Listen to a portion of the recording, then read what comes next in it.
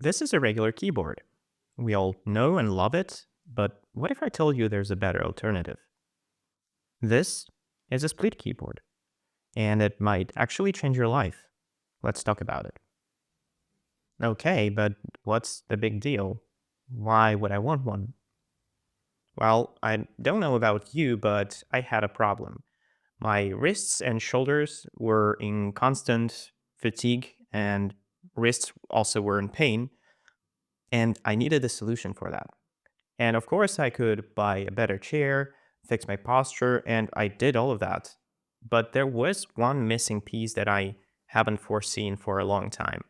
Keyboard, a device that we spend a lot of time with, has some significant health implications that I knew about, but I didn't know that there was a fix for it. And the fix was, you guessed it, a split keyboard. So, how does a split keyboard help with issues like mine and maybe like yours?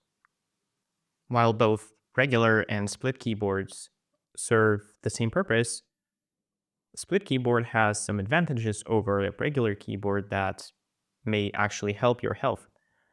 First one is that it's split, meaning you can position halves of the keyboard on any distance from each other to benefit your shoulders and posture. Second is a grid layout.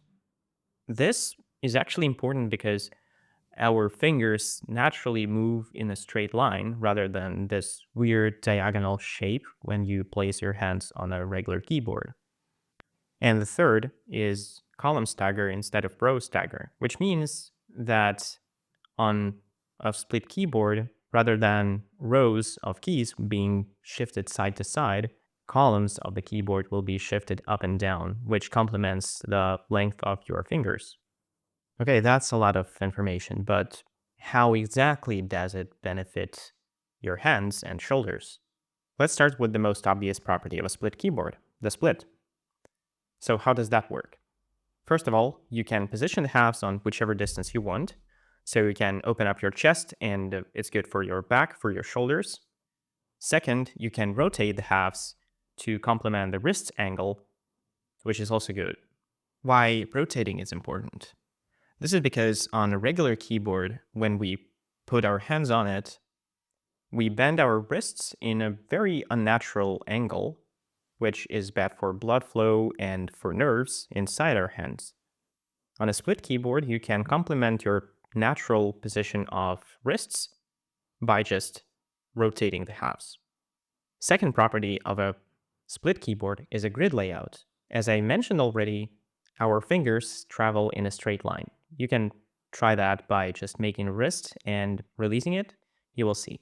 On a regular keyboard, on the other hand, our fingers travel diagonally and non-symmetrically, which makes it harder to press keys. You also bend your wrists because you need to reach something under your pinky or something like that.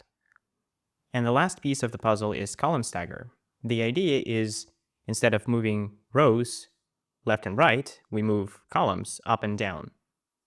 It actually helps a lot with reaching keys more easily, especially when touch typing.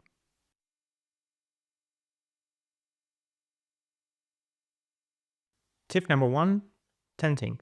Tenting allows you to maintain natural position of your wrists or more natural position of your wrists because you see, natural position for our wrists is not palm down. It's actually palm perpendicular to floor. And when we put our hands palm down, we actually apply a lot of pressure to our forearms, making them numb, fatigue, and you can feel that your hands are cold when you're typing. So, tenting is a great thing to prevent that. Tip number two is hover. Hover means your palms never touch the surface of the table or wrist rest.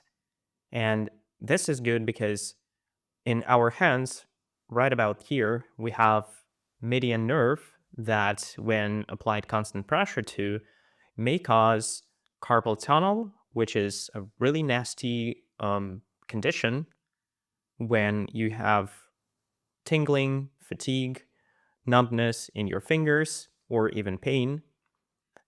And in some cases, you can't even type because you have so much pain in your hands. This is a terrible condition. Nobody wants that. So palms down, no, just hover. It may sound weird and it kind of uncomfortable in the beginning, but in about a week, you will get used to it and it will be just fine.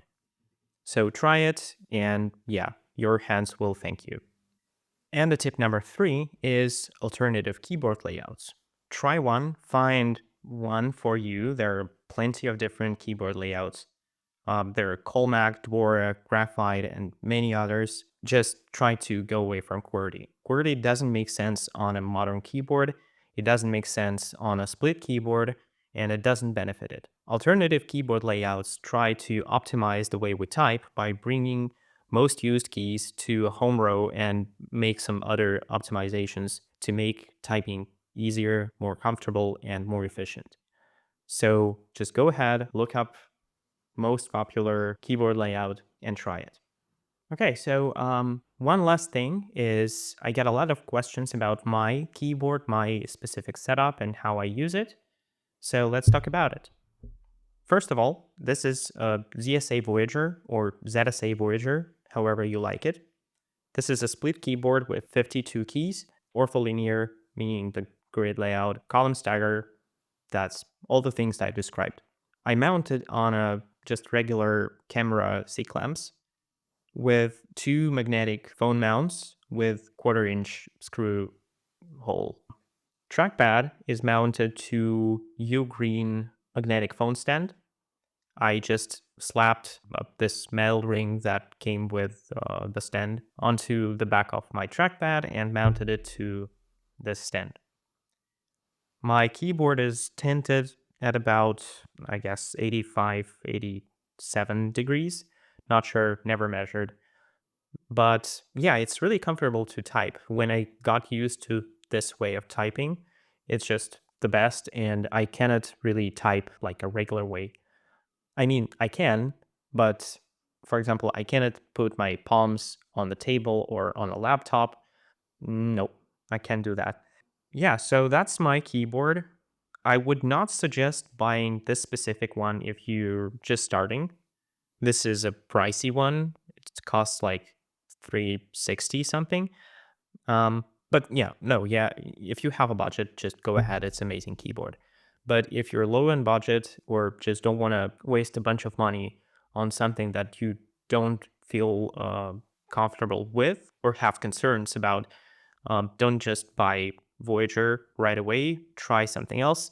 You can actually find keyboards that you can literally download from GitHub or buy one from AliExpress for $50. They kind of functionally the same, but you can get the idea. And then just go ahead, buy something nice like Voyager or maybe even cooler, Digma Defy or something like that. Yeah, so that's about keyboards. I guess now you will see some kind of typing test or maybe sound test, something like that. But on that note, thank you. That's all I've got for you today. And see you in the next one.